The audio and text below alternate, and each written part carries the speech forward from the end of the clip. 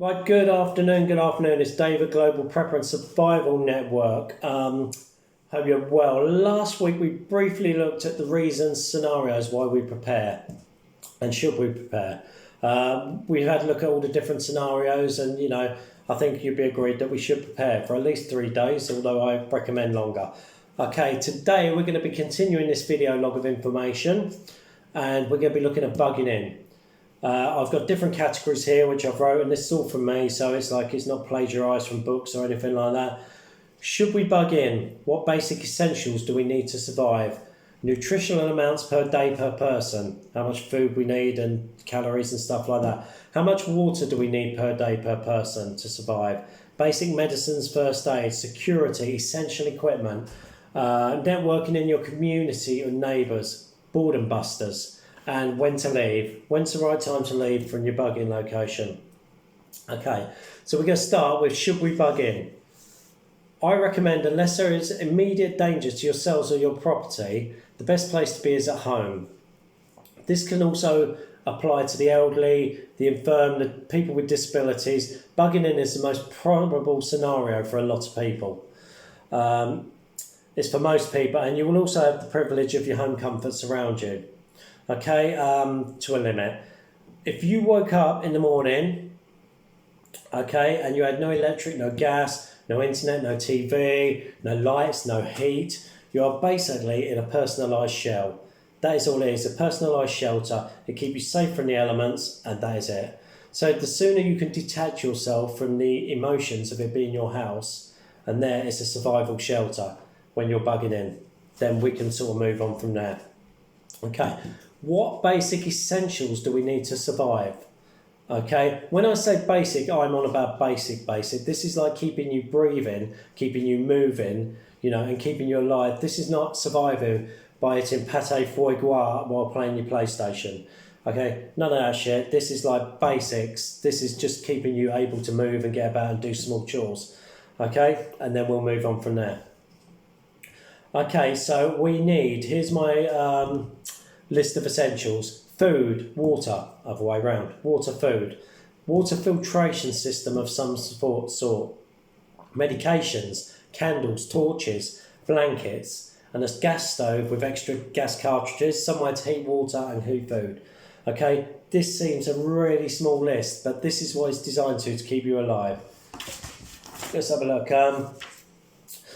It's basically giving you ways to cook food, ways to heat water, and ways to keep warm, light, nourishment and hydration. It's all you need, basics to keep you alive. Of course, the list can go on and we can move on to things like hygiene products, cleaning products, soap, luxury items, which once you have the basics stored, we will cover a lot of this on the next video, like luxuries and like things like that. Okay, that'll be another thing covered at a later date. Right, what have I got here? Nutritional amounts per person. Okay. If you're like me, it's like I can eat for England and not put on a lot of weight. I eat a lot of crap, which I think if the shit hit the fan, I would miss. Okay, but the average human adult needs from 1,600 to 2,400 calories a day per woman and 2,000 to 300 for a man. These are approximates because everyone's different sizes, metabolisms, fitness levels. Kids, you're looking at about 1,500 again. Again, variants for different sizes, physical activity. And so when storing foods and buying foods, look at the calorific value, and then this will decide what you're making the best of your space at home for your health. For instance, my example, okay, if you've got a small amount of space and you're going to buy a pot noodle, right? A pot noodle is quite a big container, it's about that big, okay? You get a tin of Madras curry, and the curry will hold more nutritional value than the pot noodle because pot noodle is like crap. Okay? So it makes sense to buy something that's going to give you more nutritional value and take up less space. That's just my opinion anyway. So what I'm saying is when we look at stuff, look at calorific value of stuff. So I'm trying to work out. So I've got a random tin here, which I haven't got no make on. I'm not going to show you the make. Okay, we have got here 400 gram tin. Okay, so here per 100 grams we're looking at 133 calories. for about 520 calories. So that's about less than a quarter of what you need to survive for the day. I mean, I could probably survive on one of them a day for a week, so could most other people. But we're talking to like be at your peak. Okay, so obviously keep a look at, and also with nutrition, I mean, this is a supplement I take, okay, and this is equivalent, it's really expensive and it's only got a year's shelf life on, just over a year, but that gives me equivalent vitamins and minerals for, I think it's something like 8 portions of fruit and veg, 10 portions of fruit and veg per sachet, so I store them as well, which is really good. As well as, this Manuka honey. I've got some random things from my cupboard, strangely, just to show you a bit. Okay, so Manuka honey. You know Manuka honey. I've got like a few packs of this. You know what it's for. You know how good it is for you. It's for wound dressings. You can use it for wound dressings. You can use it for like illnesses, and it's so good for you. So have some of that about as well. It's quite expensive, but it's worth it. Okay, so food, obviously, get stuff that you are going to eat as well, because there's no point in buying a load of crap that you're not going to eat, and it's disgusting. You're going to force yourself to it. Practice making meals out of it as well. Okay, so it's like, which will come on the YouTube eventually. I'm trying to get through so much at the minute. But it's like we'll be making meals out of tinned food and like dried food and stuff, and making them edible. Being an ex-chef, this is what I'm good at, so that'll be coming up. So if you're interested in that, keep an eye out. Right, the most important thing on the list altogether is water. They recommend 3 litres a day per person. I say store 5. I think America, they say 5 gallons. But also allow extra for an unwanted visitor, not unwanted, unexpected, but an unexpected visitor, like if your brother or sister and they've got no water or food, or like you've got kids elsewhere. Make sure that you don't have to suffer for them to stay alive. I know it sounds harsh, but it's survival, So like if you do have family that could possibly turn up, or friends, make sure you got extra. Okay. So they reckon 5 litres a day. I reckon 5 litres a day per person. Okay, whether that's a kid or whatever, you'll have extra. So if you work that, that's 15 litres a day. Work that over a week, it's 105 litres a week. Over a month, that's over 450 litres. So it soon adds up. So space is tight in your house. Water's cheap and it takes up a lot of space. So look for spaces in your house that are unused, like little bits under the stairs, under the bed, little cupboards. Just wherever you can fit it, even if you've got like a lean-to building or something like that. It's store it away from light and in a cool place. Then every couple of weeks, shake the bottle. Okay, people don't believe this, but I found this through experience. Well, I've got a bottle here. Okay, this big boy. This is what I store. I store loads of these. They're 5 litres and about £1.40. Okay, so take it out of storage, give it a little shake like that. Okay, and put it back, and that's going to stop it getting stale. Okay, also store water for get a water butt outside to store water, rainwater and stuff like that, for washing, toilets, and any other things that you need water for apart from drinking. Okay, cleaning yourself, because that water can be used for that. But obviously, you cannot drink water from a non-food grade water butt. I mean, you could do it, keep you alive, but I wouldn't like the risks of it. So also, make sure you have a water filtration system. I have a Sawyer, I also have gravity filter, so it's I combine it with that. Okay. Also, another tip is like if the water's cut off, if your actual water is cut off at the mains, or like the system goes down in water, you will still have water in the pipes backed up. So get some empty containers, or like even in a bath, empty the water out into containers so you can drink it, or in the bath, just get that water out before it starts going stagnant. Okay, because there will be quite a bit in there. Okay, and another tip, I'm a bit OCD with this, to be honest, but what I do is every night I make sure the kettle's full up. I make sure the coffee machine is full up, very posh, I know, the coffee machine, because I can't drink cheap, shitty coffee, even in the apocalypse, if that happens, I've got filtered coffee. So, So make sure that's also refrigerated. I have about 10 litres in Kilner bottles that I do every night. They're washed out, disinfected and redone nightly. So that's part of my routine. So, yeah. So that's another little tip for you. So just make sure you're on top of everything. Have a system. Right, the next subject we are on is basic medicines and first aid. Again, this is minimal. This is just like literally shrunk down, okay? So yes, I could add another 50 items on each thing. So it's like, but let's go with this for the moment and we'll build up. Right, your basic medicines and first aid. We want pain relief for adults and children. Very important. Calpol or, whatever. Paracetamol, whatever it is you take. Anti-inflammatories for adults and children like ibuprofen, naproxen, anything like that. Antihistamines, Olbutal, Vicks Vapor Rub, any of these things that the kids use that's going to make their life more comfortable. Then, so we all get colds and stuff, as you know. Any medications that you're currently taking, whether you're diabetic or anything, I'm not sure how that'll work in a shit hits the fan situation, what you do about medicine. Natural alternatives is something we could go into and talk about at a later date because, we have knowledge about these things. So where are we? Also, as we're saying, natural remedies, things like colloidal silver. Colloidal silver, Manuka honey. Do you know what I mean? I'm just got random things, like I say. Colloidal silver. And I'm not selling any of this, by the way, so it's just a colloidal silver, yeah? Another great thing to have is these hydro tablets. Electrolytes tablets. We have quite a lot of these. So obviously another great thing to have on your medicine list. Okay, hydrogen peroxide. Great. If you can get hold of it at the moment, because it's really sort of hard to get hold of everywhere.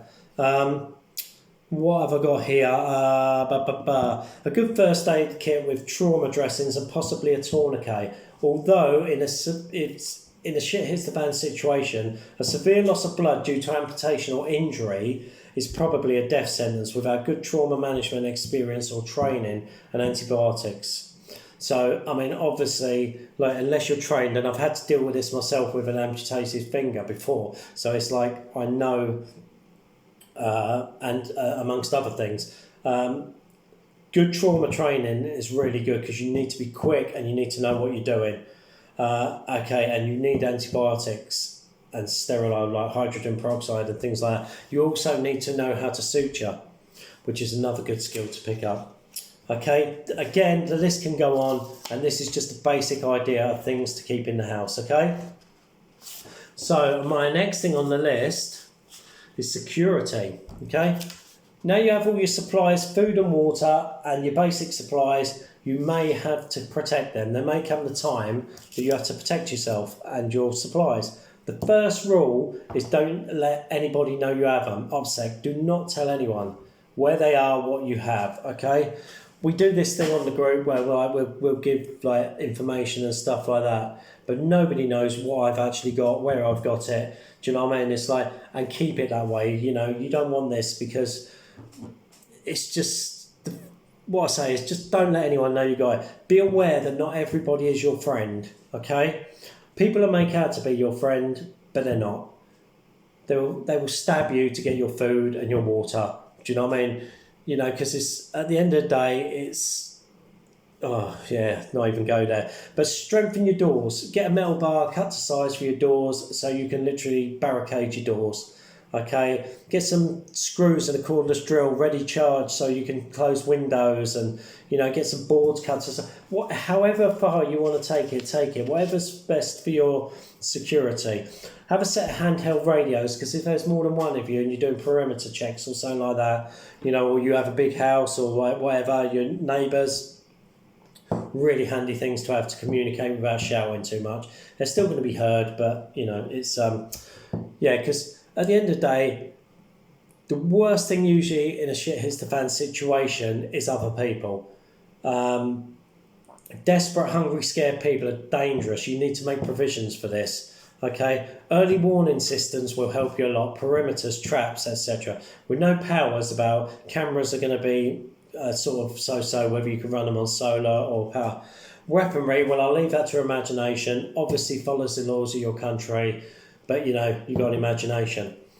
Okay, number 7, essential equipment. In my opinion, obviously we've gone through a lot of essential equipment anyway, but a water filtration device I think is invaluable. A thermometer, USB power banks, any luxuries that make life bearable, a head torch, lots of gas canisters, a knife, paracord, clear plastic sheeting, duct tape, gas mask, a wind-up radio, spare batteries, etc. The list goes on. Adapt to whatever you're preparing for at the time. Okay? Number 8, get in a networking in your community or neighbours. Getting a network of like-minded people is a great advantage if shit hits the fan. You don't have to tell anyone about your supplies or even anything you've got. Just get on with people, talk to people, get on with people in your community. You'll be surprised how many people are like-minded but are too scared to either, admit to, their partners or whatever, their friends, that this is the way they think. So maybe get a group together, go for a coastal walk. It's what we do. Go camping. It's like, I don't know, coffee mornings, whatever floats your boat. Because at the end of the day, if this happens, if shit hits the fan, then literally a tight group of people is going to be much better than a lone wolf. A lone wolf, no matter how bad he thinks he is not going to last forever on his own. Okay, right, so boredom busters. During a bug-in situation, you're going to need to keep occupied. So have available. You're in your own home, so you should have a lot of this stuff already. Books, games, cards, weights for exercise or exercise equipment that doesn't require electricity. Kids' toys to keep them occupied. You get the idea. Insanity is only one day away. If you can't sort of have an outlet for anything, you're going to go mad within sort of weeks, basically. Okay, right now, what am I on now? Okay, this is the last little bit of this. Okay, when to leave. Okay, so you're in your bug out location, you're all hunky-dory and stuff like that. How long should we bug in for? When is the right time to leave? You tell me. Sometimes it's a very short window. Obviously, you will have, as mentioned earlier, wind-up radio, so you can listen to broadcasts, alerts, and that. Now, this is a difficult one, especially with what's going on at the moment, because this is when it comes down to your gut instinct. It's like, do you trust what the news is telling you to keep you safe? Or do you look into it yourself, get the information and make your decision on your hunch or your gut instinct? Me personally, my gut instinct will overdo the news all day long. Okay? Obviously, if there is a big threat of danger to yourselves, your house or martial law, looters, rioters, preempt this. See what's going on around you in local towns and stuff like that. And if it's starting to get too close for comfort, get yourself ready. Okay, get yourself ready to move. Make sure you have trained in the past at carrying a heavy rucksack with your gear. As I've said this 100 times, because unless you're psychic and you preempt the other 100 million people or 60 million people, they're going to have the same idea as you. The roads are going to be chocker. Okay, there's going to be gridlock, there's going to be panic, there's going to be confusion, there's going to be violence. You really don't need that on the top of the rest of it. Okay, so the next video log we're going to be doing is going to be getting from your house to a safe bug out location, using escape and evade techniques, little ex-military tricks, local knowledge, grey man, okay, camouflage and concealment. There's going to be lots coming up on this one. Stay tuned for that next week. Right, hopefully that's given you a little bit of an idea. Obviously, I've kept it as brief as I can, so I don't bore you too much. But, this could be hours long. Literally going through every subject. But this will come at the time. Join the groups. I have 2-3 groups a page, a YouTube channel. It's like, have a look at this stuff. You're going to pick up so much stuff, more than this. It's like, you can go through the groups and there's different ways of storing food. There's different ways of storing and sourcing water. There's so much information. So get yourselves on the groups if you want to pick up. Okay, so obviously this is on the YouTube. So if you like what I do, like and subscribe to videos, and please put a like on the videos because it helps me. Thanks again. It's been emotional. Stay safe, and I'll speak to you soon. Take it easy, guys. All right, laters.